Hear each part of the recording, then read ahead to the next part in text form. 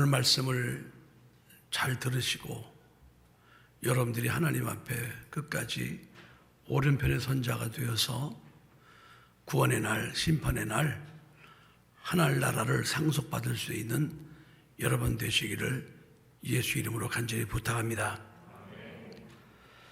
하나님은 모든 만물을 지으시면서 균형을 맞추기 위해서 좌우를 대칭으로 만들어 주셨습니다.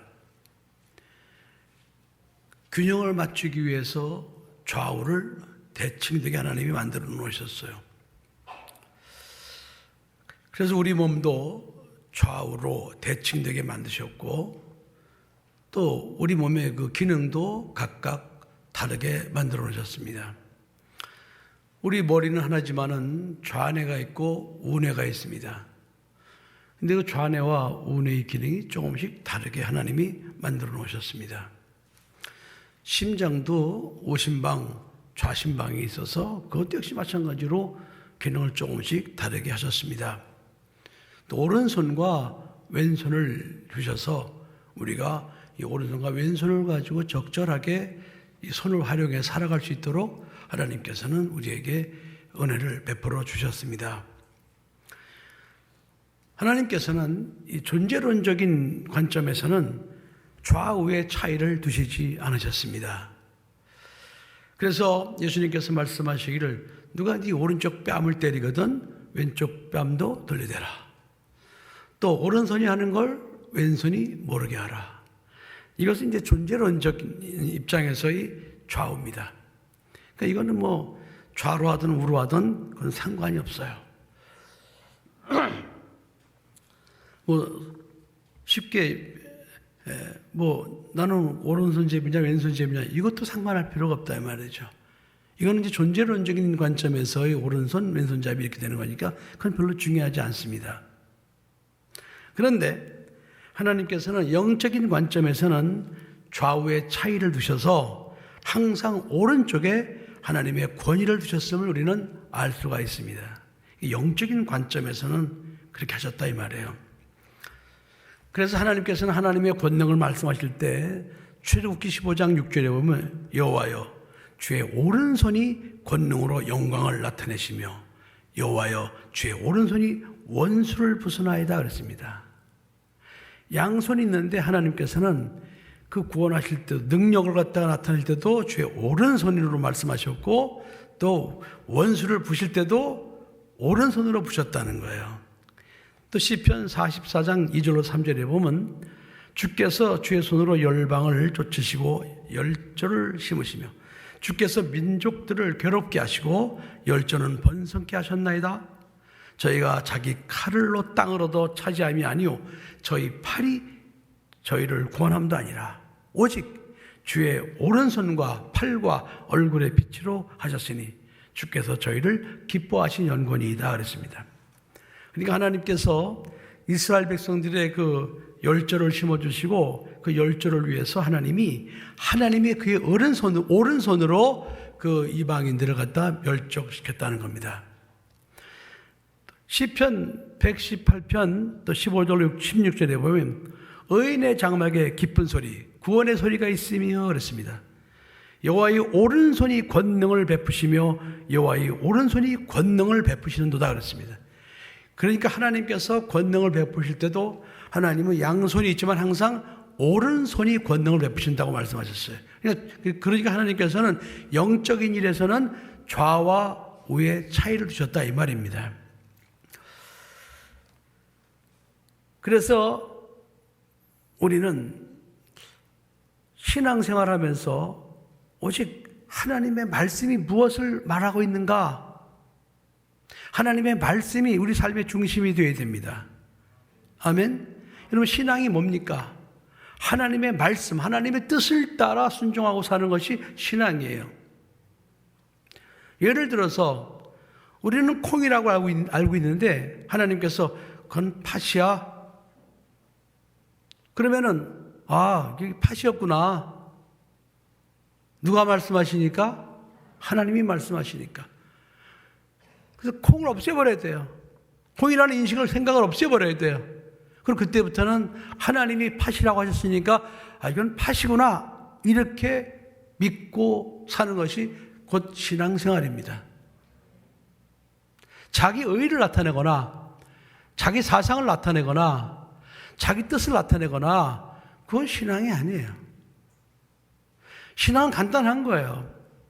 하나님께서는 우리가 하나님을 믿을 수 있도록 기준을 주셨어요. 그게 바로 하나님의 말씀입니다. 말씀만이 하나님의 기준이에요. 그래서 내 생각과 하나님의 말씀이 다를 때는 내 생각을 꺾어버리고 하나님의 말씀을 따라 사는 것이 그것이 하나님께서 기뻐하시는 신앙이라는 사실을 여러분 믿으시기 바랍니다. 하나님께서는요 축복하실 때도 오른손으로 하나님이 축복을 하시는 걸 기뻐하셔요. 이것도 신기하죠, 그죠?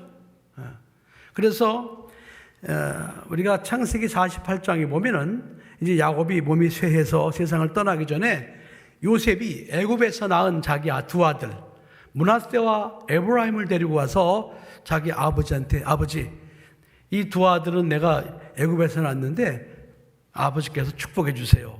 그리고는 므낫세가 장자거든요. 에브라임을 차지합니다. 그래서 제가 야곱이라고 할 때 그 므낫세 장자를 야곱의 오른편에 앉혔어요. 그리고 차자 에브라임을 왼쪽에 앉혔습니다. 이것은 왜 그런 거 아니? 아브라함이 오른손으로 이렇게 므낫세 장자의 머리에 손을 얹고 축복해 주길 바랬던 거예요. 그런데 야곱이 손을 이렇게 어긋나게 합니다. 어긋나게 해서 오른손으로 에브라임의 머리에 손을 얹고 왼손으로 장자 므낫세의 머리에 손을 얹었어요. 그래가지고 요셉이 아버지 이건 잘못된다이다. 므낫세가 장자고 에브라임이 차남입니다. 그러니까 오른손으로 므낫세 머리에 올려주세요 하고 아버지 손을 갖다가 이렇게 풀어서 얹는데 19절 20절에 보면 뭐라고 말씀하시는 거니? 그 아비가 허락지 아니하여 가로되 나도 안다 내 아들아 나도 알아. 그도 한 족속이 되면 그도 크게 되려니와 그 아우가 그보다 큰 자가 되고 그 자손이 여러 민족을 이루리라. 그러면서 축복해 주셨어요. 다시 말하면은 그 축복하는 자의 손이 오른손이 누구한테 가 있냐 이 말이에요. 누구한테 가 있느냐. 그래서 그 아버지 요셉은 만류했어요. 그냥 손을 갖다 이렇게 다시 풀어갖고 이렇게 순서대로 므낫세와 에브라임에다 머리 손 얹으려고 그랬더니 야곱은 나도 다 안다. 그러면서 그대로 손을 어긋나서 이렇게 에브라임을 하나님은 야곱은 더 축복해 주었습니다. 이렇게 축복할 때도요. 이게 오른손이 어디 갔느냐? 오른손으로 축복한다는 사실을 여러분은 믿으셔야 됩니다. 하나님께서는 구원하실 때도 오른손으로 구원하신다고 말씀하셨어요. 그 시편 17장 7절에 보면 주께 피하는 자를 그 일어나 치는 자에게서 오른손으로 구원하시는 주여, 오른손으로 구원하시는 주여 그랬어요. 또 시편 18장 35절에 보면 주께서 또 주의 구원하는 방패를 내게 주시며 주의 오른손이 나를 붙들고 주의 온유함이 나를 크게 하셨나이다. 많아요. 시편 20장 6절, 60장 5절, 63장 8절, 98장 1절, 108장 6절 등등등등. 거기 보면 전부 다 오른손으로 구원하신다 이렇게 말씀하고 계십니다. 사도행전 2장 33절에 보면은 하나님은 그의 오른손으로 예수님을 높이셨으며 예수님을 그의 우편에 앉게 하셨도다 그랬습니다. 하나님께서는 예수님을 높이실 때도 하나님의 오른손으로 높이셨다는 거예요. 오른손으로. 그리고 그의 우편에 앉게 하셨다는 거예요. 오른쪽에 앉게 하셨다는 거예요. 물론 여기서 말하는 우편이라는 것은 방향이 아니고 하나님의 권위를 두고 하시는 말씀입니다. 그러나 하나님께서는 그 권위를 우편이라는 말씀으로 표현해 주셨습니다. 그래서 우리가 사도신경을 고백할 때도 하늘에 오르사 전능하신 하나님 어디에 앉아 계시다가? 우편에 앉아 계시다가. 그러니까 사도신경 고백에도 하나님은 예수님을 갖다가 우편에 앉게 하셨다는 거예요.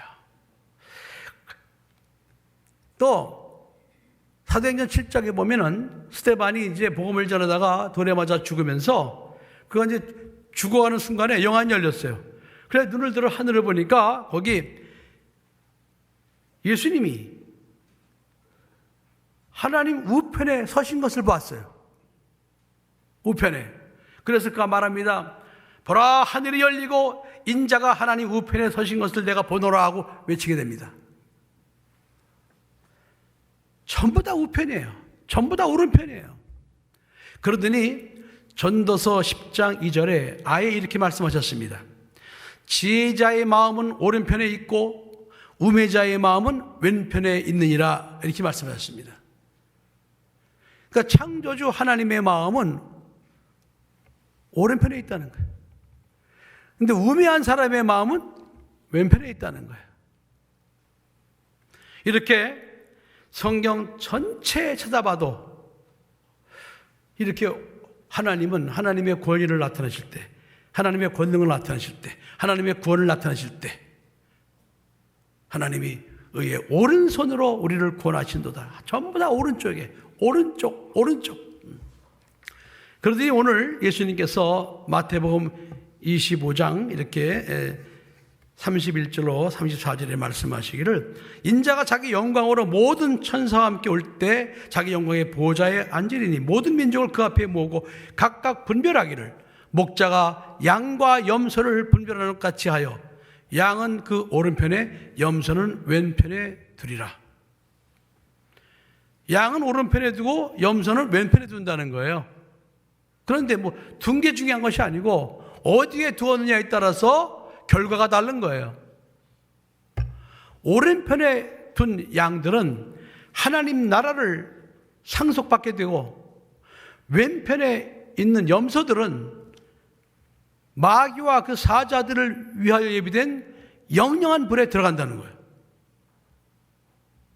여러분 신기하잖아요. 그죠? 자, 오늘 말씀을 여러분 잘 들으십시오. 잘 듣고 여러분들은 뭐 거의 다 지금 우편에 서 있지만은 우편에 서 있는 것이 사상적으로 우편에 서 있는 것이 아니고 성경적으로 우리가 우편에 서 있는 것이다라는 사실을 성경적 기준에서 여러분들이 확실하게 믿으셔야 됩니다. 자, 우리나라가 조선시대까지는 좌파와 우파에 대한 구별도 논쟁도 없었습니다. 일제에 의하여 우리가 압제를 당하면서 독립운동가들이 생기게 되었는데 독립운동가들에 의해서 소위 우리나라에 좌파와 우파가 생기기 시작한 겁니다. 이승만 대통령처럼 미국의 도움을 받던 사람들은 자유민주주의 우파 사상을 갖게 되었고 김구 같은 사람은 중도 좌파 성향이고 김일성, 여운형, 박헌영 같은 사람은 소련과 중국의 공산주의 영향을 받았기 때문에 그들은 어쩔 수 없이 좌파 사상을 갖게 되었습니다. 해방을 맞으면서 6.25 전까지 5년 동안에 우리나라는 이 좌파와 우파의 사상적 대립으로 인해서 얼마나 많이 복잡했는지 모릅니다. 그러나 결국 남쪽에서는 자유민주주의 정부가 수립되어지고 북쪽에서는 인민민주주의 정부가 수립되게 되었습니다. 그러면서 우리나라는 완전히 갈라진 거예요. 사상적으로 갈라진 겁니다. 그런데 이 북쪽의 공산주의 사상을 가진 사람들은 끝까지 남한을 갖다가 남쪽 정부를 갖다가 적화 통일하려고 끝까지 길을 썼어요. 그래서 6.25 전쟁을 일으켜가지고 남한을 공격해 왔습니다. 유엔군의 도움으로 우리나라가 간신히 남쪽을 지키게 됐어요. 근데 그 이후에도 저 북한의 공산주의 사상을 가진 사람들은 어떻게든지 남한을 갖다가 적화 통일하려고 계속 간첩을 보내고 이렇게 하면서 얼마나 많은 시도를 했는지 모릅니다. 그러나 하나님께서 이 자유민주주의를 지켜주셔서 오늘까지 이 나라가 여기까지 오게 된 것입니다. 박정희 대통령의 철저한 그 반공사상으로 인해서 그들의 북한의 저 공산주의들의 그 괴계가 무너질 수밖에 없었습니다. 그동안에 자유대한민국은 경제 부흥을 일으켜서 이렇게 잘 사는 나라가 되었었고, 저 북한은 저 공산사회주의, 저 독재 주사파 정권은 그냥 나라가 망하게 됐어요. 그 망하게 된 증거가 무엇인가 하니 먹고 살기 위해서 부모와 자기 친척, 고향을 버리고 목숨을 걸고 북한을 탈출하는 일들이 생기게 된 것입니다. 그게 결과야. 그게 북한의 공산주의의 결과, 남한의 자유민주주의의 결과입니다.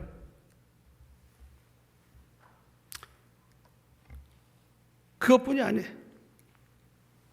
정말 남한은 모든 자유를 누릴 수 있는, 특별히 그 중에 하나가 신앙의 자유를 누릴 수 있는 그런 자유민주주의 국가가 될 수 있었고, 저 공산주의 사상을 가진 북녘 땅에는 교회가 다 없어져 버리고 또 예수를 믿는 모든 사람들이 다 없어져 버리고 말았습니다.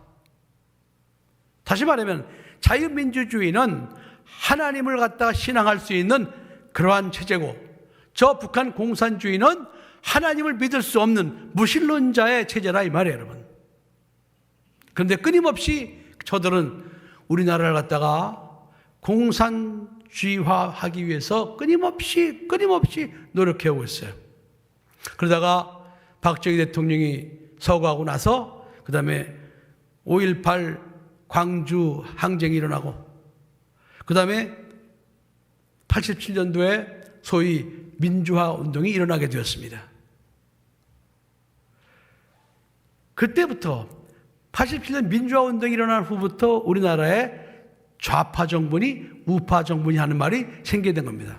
그전에는 이런 말이 없었어요. 그런데 왜 그럼 어떻게 좌파 정부가 생기고 우파 정부가 생기느냐? 이 북한의 김일성이가 박정희 시대에 반공을 갖다 기치로 삼고 나라를 지키니까 계속 간첩을 내려보냈어요. 그리고 주사파 교육을 시켰어요. 그리고 전교조를 통해서 주사파 교육을 시켰어요. 끊임없이 밑에서 계속적으로 공산주의화를 그들은 모색했던 것입니다. 근데 자유민주주의에서는 그것이 얼마나 그것이 험악한 일인가를 깨닫지 못했어요. 그러다 보니까 소위 좌파 정부, 김대중 정부가 들어서게 된 거예요. 그 후에 노무현 정부가 들어섰습니다. 그 후에 들어선 게 바로 지금의 문재인 정부가 들어서게 된 거예요. 그 문재인이 대통령에 나오면서 그가 내는 공약이 있어요. 공약 중에 하나가 무엇이고 하니 임기 중에 반드시 낮은 단계 고려 연방제로 갈 것이다. 이거는 공약이었어요. 그래서 그때부터 이제는 낮은 단계 고려 연방제 사회주의로 가기 위해서 시도를 하는데, 그래서 대통령 되자마자 자유민주주의에서 자유를 빼버리자, 그걸 시도했어요. 또 하나님을 대적하는 법들을 만들기 시작했어요. 동성애 차별금지법, 동성원, 또 낙태법, 이런 것들을 계속 지금 만들려고 하고 있어요. 근데 그런 법들이 다 알고 보면 다 하나님을 대적하는 그런 법이었습니다. 다시 말하면 그들은 교회를 핍박하고 사회주의의 걸림돌인 교회를 적폐로 여기고 교회를 무너뜨리는 일을 갖다가 그들은 끊임없이 시도해 왔던 것입니다.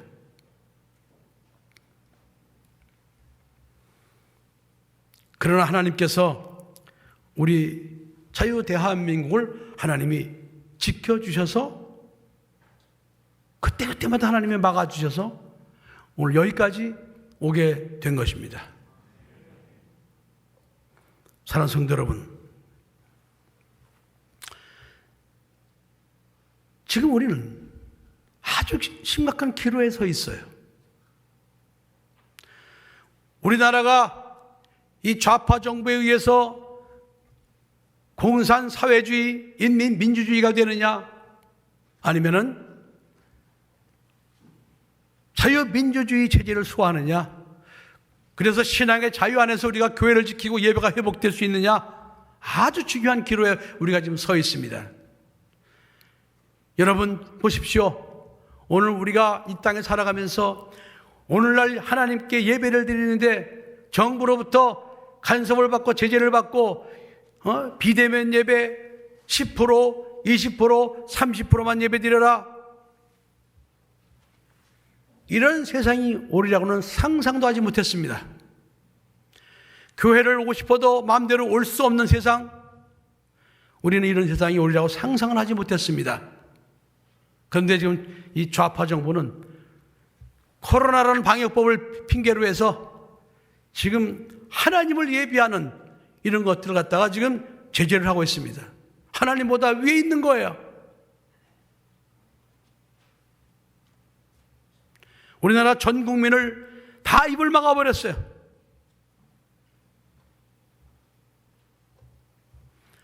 전체 마스크를 씌워버렸습니다.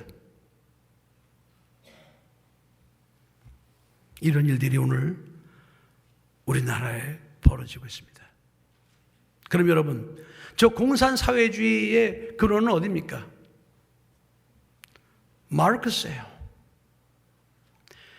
그 마르크스 이념이라는 것은 무신론입니다. 유물론입니다. 그들은 신앙을 인정할 수가 없어요. 그들은 영혼을 인정하지 않습니다. 물질세계입니다. 그래서 정신조차도 물질에서 나온다, 이렇게 주장하고 있어요. 이런 사회주의 원칙에 의해서, 유물사관에 의해서 지금 온 세계가 지금 좌우로 극심하게 대립해 있고, 그리고 우리나라는 더 처절하게 지금 그런 좌파 정부의 공격을 받고 있습니다. 여러분, 이 정부가 들어서면서 내건 슬로건이 있었어요. 사람이 먼저다. 그런데 여러분, 며칠 전에 어떤 사람이 자기가 키우는 개를 학대를 했대요. 그랬더니 그 사람을 갖다가 벌금형을 내렸어요. 아니 여러분, 내가 키우는 개 때릴 수도 있지. 내가 때리는 개를 내가 때렸다고 그래서 개를 학대해서 했다고 그래서 그 사람을 갖다가 벌금을 물려요? 그럼 사람이 먼저가 아니지, 이거는. 그리고 공평해야죠, 여러분. 어느 개는 식용으로 잡아먹고 어떤 개는 사람처럼 대우하고, 그럼 개끼리 차별하는 거 아니에요? 그러면서 무슨 차별금지법을 만들어요? 그러면서 지난번에 어디서 보니까 우리 애가 잘 있나 모르겠다 그래. 그래서 난 저 집에 무슨 또 애를 낳나 하고 생각해 보니까 집에서 키우는 개를 애라고 그래. 아니 왜 개를 애로 만드냐고. 그리고 그 애 엄마는 그 개 같은 애를 낳느라고 얼마나 애썼겠어요? 하나님의 창조 섭리를 그는 무시하는 행위입니다. 하나님은 사람을 하나님의 형상과 모양을 담게 만들었어요. 특별하게 만들었어요. 개는 여러분 만물 중에 하나예요. 그래서 사람이 다스릴 수 있어요. 개는 개로 키워야죠. 우리 개가 잘 있나 모르겠다, 이렇게 말해야 되는 거 아니에요? 근데 개를 갖다 우리 애가 잘 있나 모르겠다, 왜 개를 애로 만드냐고. 이런 문화가 이게 공산사회주의에서 나온 거예요. 여러분 절대로 속으면 안 됩니다. 내가 늘상 말씀드려요. 개 키우지 말라는 게 아니에요. 개는 개로 키우란 말이에요. 여러분들이 개를 사람으로 대우하면은 여러분들 하나님 앞에 가서 혼납니다. 왜? 하나님은 개를 사람으로 만들지 않으셨거든요. 아멘?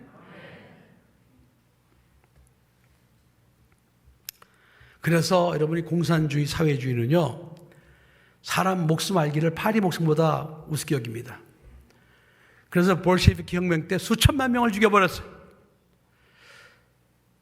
중국의 문화대혁명 때 수천만 명을 죽였어요. 캄보디아에서 수백만 명을 죽였어요.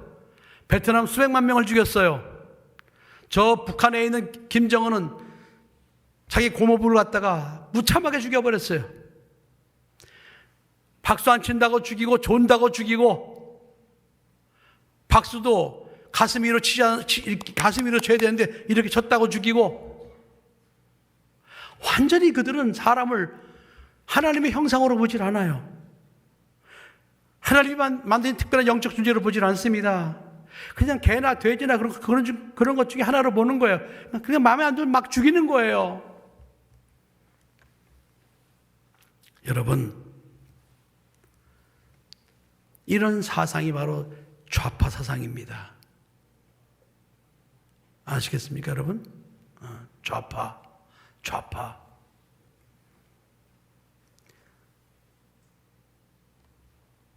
우리 김용환 집사님,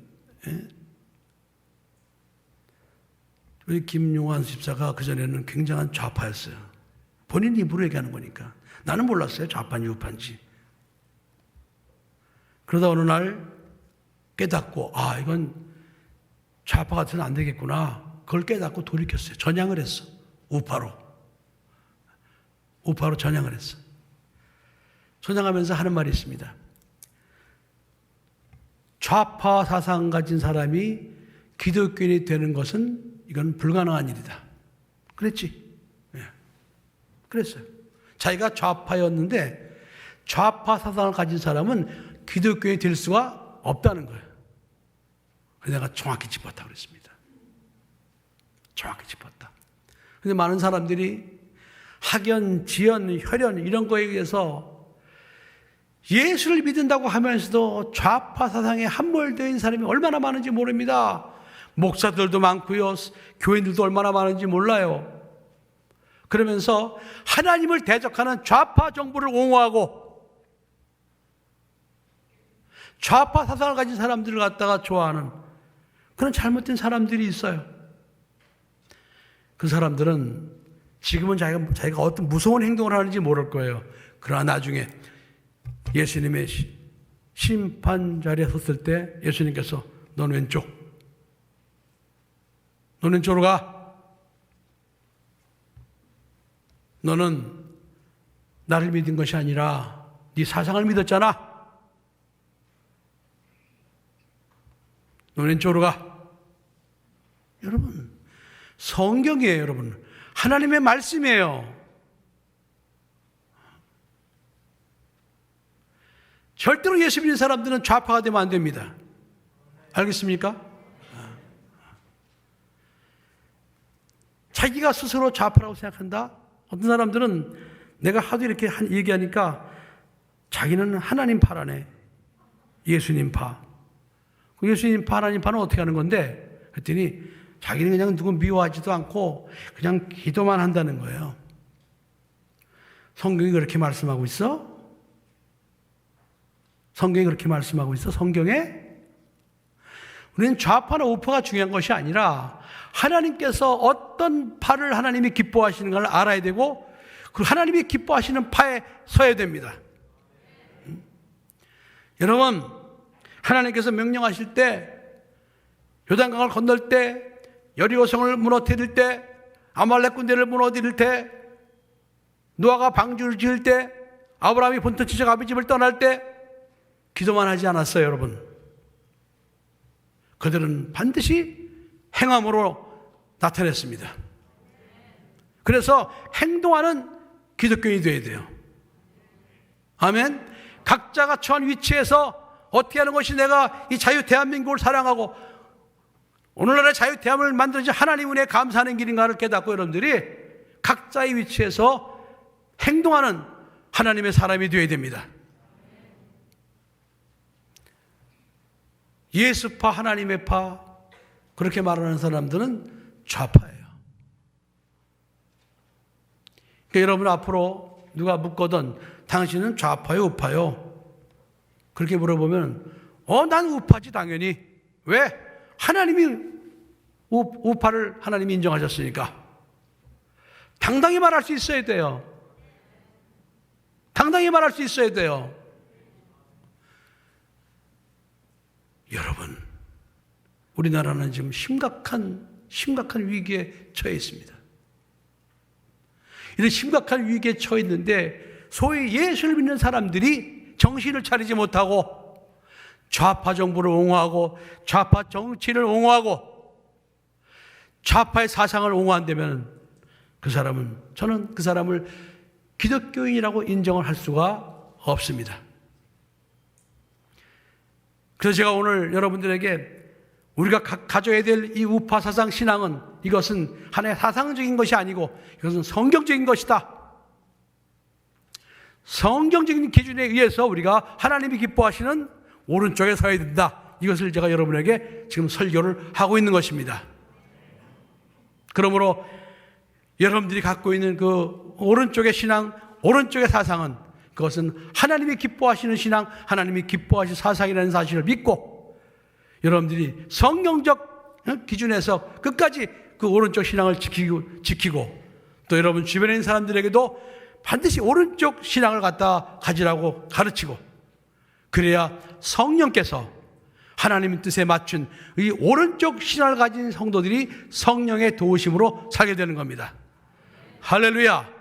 여러분들의 그 바른 그 신앙관과 사상관이 이 나라 자유 대한민국을 살리고 또 하나님의 은혜로 지켜질 줄 믿습니다. 기도하겠습니다.